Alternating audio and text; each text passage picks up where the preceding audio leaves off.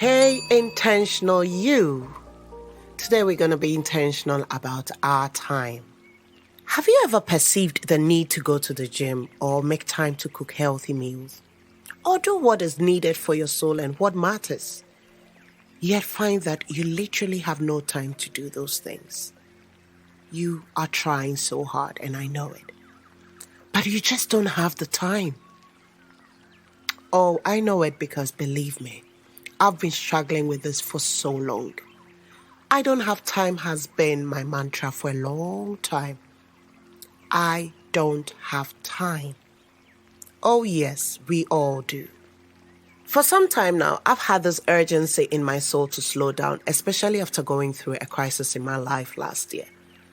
And last week, my beloved sister Sandra Woody of the Real Talk with Sandra Delali platform posted something on her Facebook page which ruffled me a lot. And it even pushed me further to that scary, sneaky thought that has been hammering on my soul to slow down. The thought of the possibility that I could wake up on my deathbed one day and have this nagging sense that somehow, in all the busyness, in all the serving, in all the campaign of doing me, in all the being on different platforms in the name of ministry, I actually missed out the most important things of my life. Now that really scares me. The thought of somehow I was so busy starting a business, building a brand, or living out what I thought was a calling, and possibly ended the joy of my marriage in doing that. The thought of my kids getting their grades and climbing up on the academic and career ladder and being set for life, but never making time to teach them the ways of Jesus.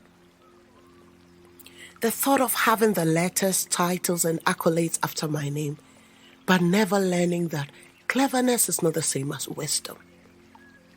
The thought of making a lot of money, but never growing rich in the things that matter most, like putting a smile on someone's face, igniting hope to a hopeless world, showing kindness and love to someone who needs it, being sensitive enough to pay attention to God, to my soul, and to a soul crying out for help. The thought of me having the time to watch all the seasons of the TV shows. Let me name you a few of my favorite: The Greenleaf, Wentworth Prison, and oh yes, I did everything in my power to binge on those series. The thought of having time to do all that, but never learning to love or make time for prayer or for God's word. And here's the one that scares me most. The thought of having pleased everyone because I was so gifted, so willing, and so available, yet didn't please God. Ouch! That is a regret I don't want to experience in those last moments of my deathbed. And that is if I get the chance to even realize I'm in my last days. Listen, we have all the time we need.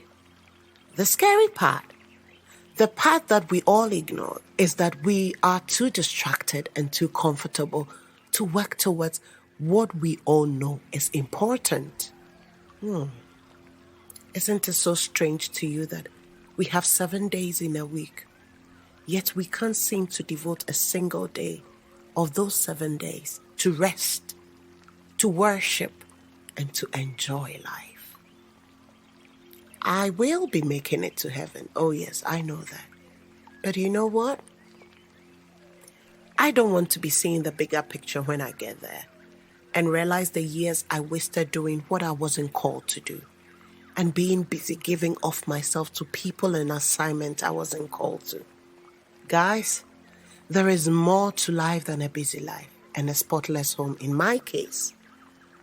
The problem we have is not that we don't have time, but rather a problem with priority. Be intentional to slow down and simplify your life around what really matters. Be intentional. This has been the Intentional Moment with your girl, Chesca.